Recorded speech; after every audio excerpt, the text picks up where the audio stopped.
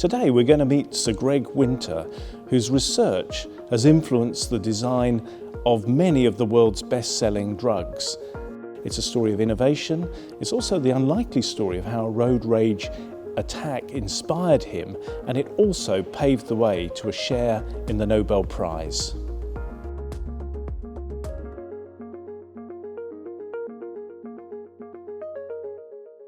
So Greg, a question that I ask every successful scientist: what inspired you to go into a career in science?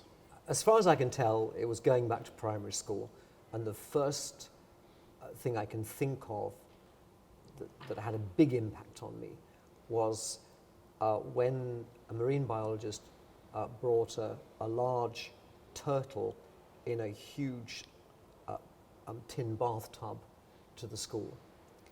And this thing splashed around in this tub. It was pretty much the same size as the tub, really.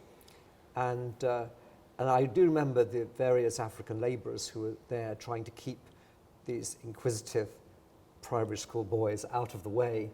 And I remember they told us this thing could leap out of the tank and could bite our fingers off. And I'm still not sure whether it's true or not, actually, but it definitely, we moved back. The sort of next instance I can think about was kind of my brother and my experiments with chemistry sets. We were both given chemistry sets. And actually, he set the bedroom carpet alight, and I think at one stage we had them banned. But the experiment I remember is we worked out how to generate oxygen. And knowing that oxygen was required for respiration, we decided to put a wasp in the bottom of a test tube and pass in a capillary at the top through a bung, so we could then change the atmosphere around the wasp. And we were contemplating how long could we test a wasp to destruction and such like, how long would it take? But in the end, I don't think we did that. So wasps and turtles played a key role. They did. Now, when we first, I've talked to you for a long time, and I think our first conversation was in 1986 when you were at the very famous Laboratory of Molecular Biology in Cambridge. And there you were focusing your efforts on antibodies. Just explain a bit more about antibodies and how they work in the body. Well, I suppose antibodies are protein molecules. They are particularly used to help defend us against viruses and bacteria. They bind to, let's take a virus, they bind to a virus, and they can stop the virus binding to cells and being able to get inside the cells. So that's one mechanism they have. They can act as a blocker.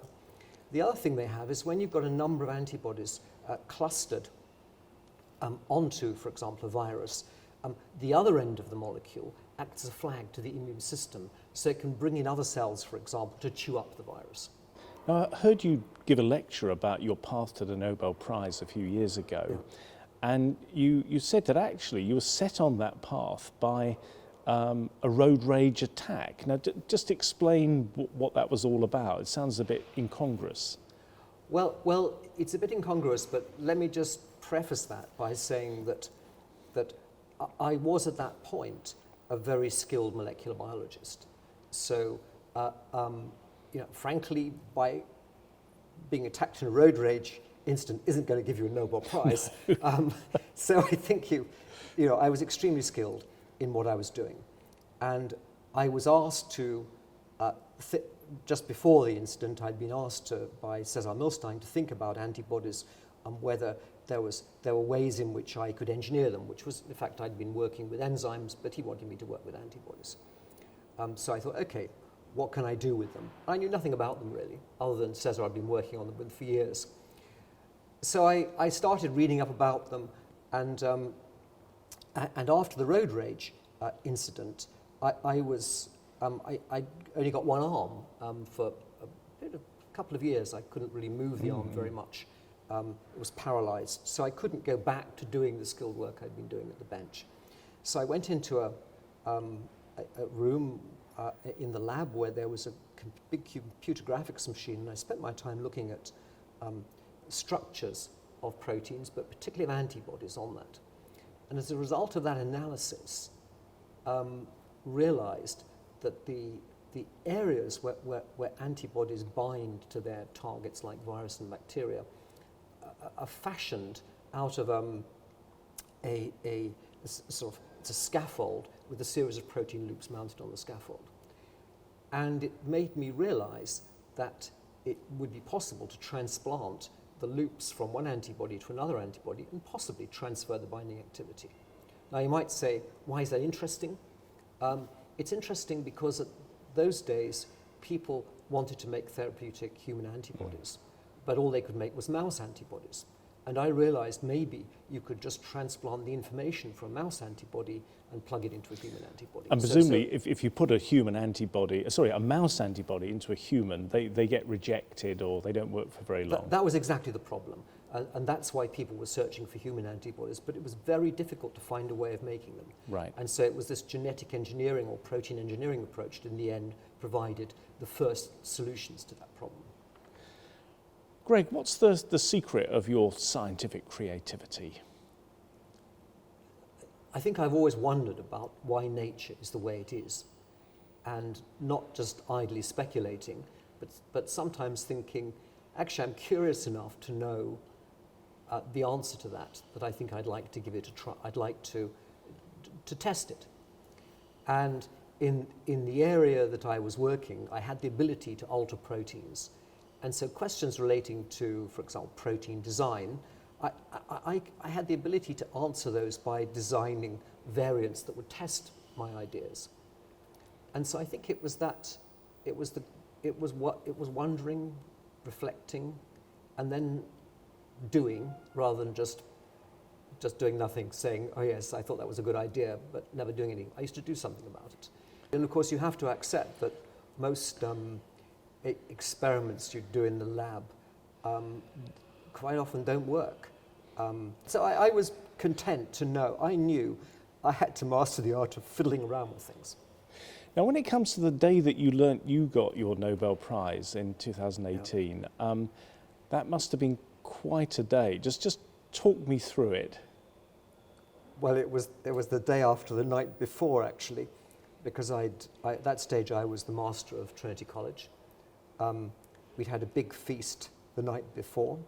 It was actually my most stressful day of the year, where I have to summarize all the things that fellows have done, or at least let's say the newly elected fellows have done, which I have to do myself. I have no one doing it, so I have to prepare a speech and make it intelligible.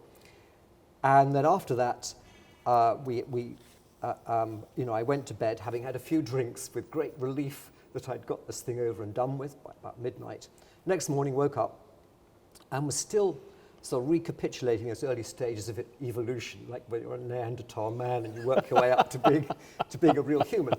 And what I had one coffee and was feeling I needed another, and then the phone rang, and there was a sort of voice on the end that reminded me of the kind of security on your bank code. For example, your details have been hacked, that sort of voice. It said, yes. Are you Gregory Paul Winter? I thought, who is this? I could see the number was a foreign number, but I didn't immediately recognize it. So I said, yes. It said, you must hold on here, please.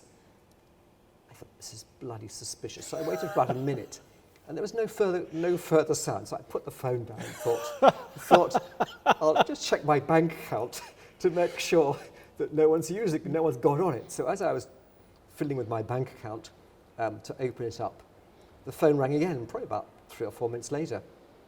And this time a man from the same suspicious number answered. He said, are you Gregory Paul Winter? And I said, well, yes. He said, I am the secretary of the Nobel Prize Committee in Chemistry. And I then began to realize this was the kind of time of year where the prizes are announced. But it was a very Swedish voice, so I didn't really think people were trying to wind me up or anything. I thought, good God, I'd better sort of try to... So you believe it, because there's quite a long track record of grad students winding up their profs by Correct. putting on the Swedish Correct. accent. Well, the woman was Swedish, he was Swedish. It was clearly a Swedish number. It was coming back to me what the code was. So I said, he said, well, we would like to offer you the Nobel Prize in Chemistry. And I didn't say anything because I was so shocked.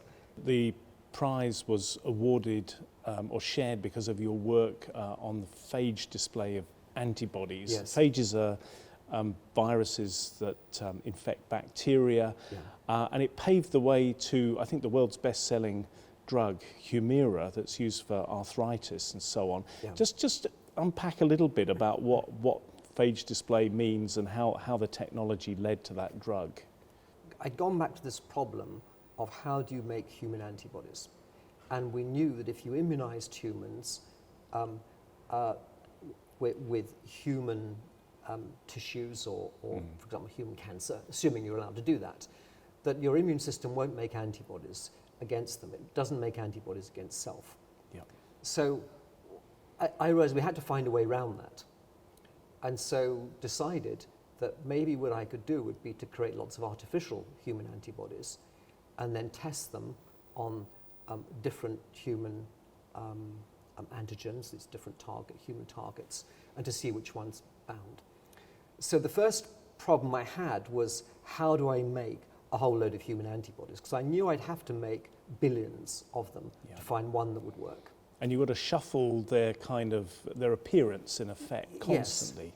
The idea was this: if you go into blood, each B cell is each producing a unique antibody. It has one heavy chain, one light chain, and B cell A is going to differ from B cell B in terms of the structure of those chains. Very slight subtle differences. It's those subtle differences which mean that the antibody from cell A binds to target A, and the antibody from cell B binds to target B. So let's imagine if I were to take the genes out of each one of those separately and put them into some bacteria so they express them and make the protein encoded, I would get those two original antibodies back. But we did something different, which is to say, actually, we're not interested in the antibodies that humans can make. We want to know the antibodies that humans don't make, so that haven't made in this particular person. So maybe if we took those two cells and shuffled them, what you would get is you'd get 4 combinations of heavy and light chains, which will give you the 2 originals plus 2 completely new activities, which are 2 human antibodies. So that was the first idea. So we worked on methods for pulling out the genes, both from mice and humans, for being able to do something like that. The second question is, when we've got all these millions, how on earth do we find out which is the right one? And the way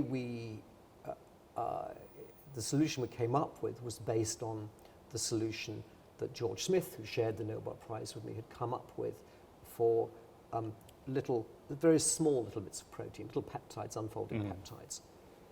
And what we thought is maybe we could use that same system, which is what you do is you clone them into the phage genome, and you clone them so they'll be displayed on the outside of the phage. Right. So it's a bacterial virus, and they're on the outside of the phage.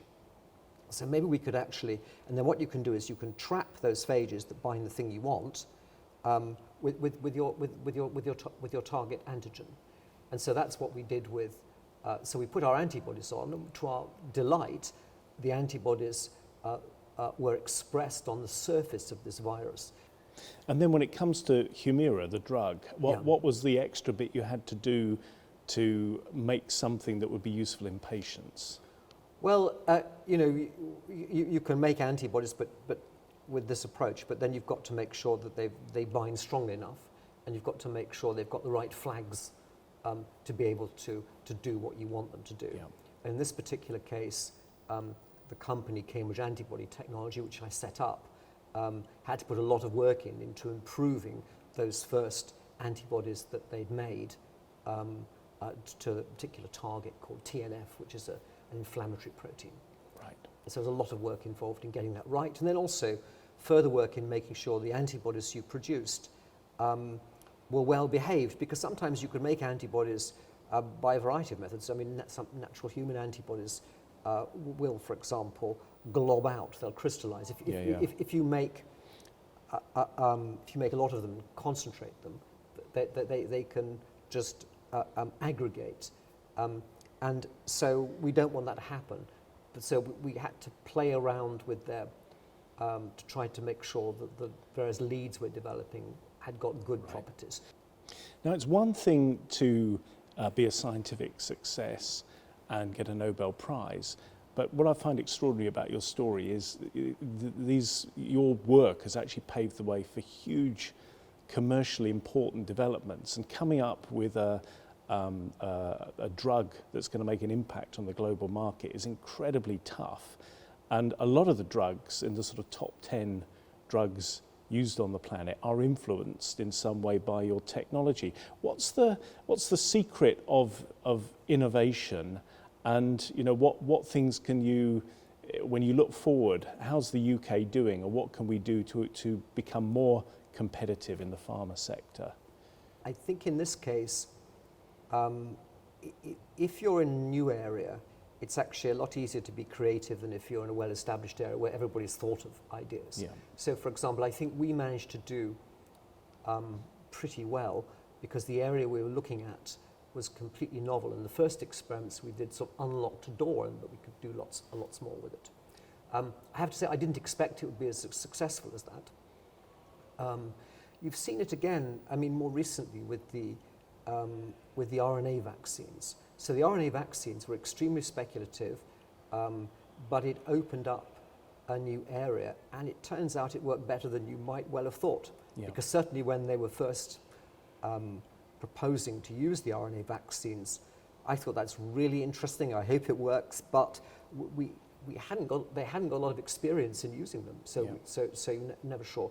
But it turns out they are probably better than many other types of vaccines. So I think it's sometimes easier to be creative when you're in virgin territory. There's lots of land grabs that you can do. I think you've just got to have an eye out looking for virgin territory. What's that? Where's that going to be? What should we be going for? And if industry and academia can continue to do that, then we're going to find a lot more really interesting and useful treatments. Well, Greg, it's been wonderful to welcome you to the Science Museum's Medicine Galleries, and thank you very much. Well, thank you.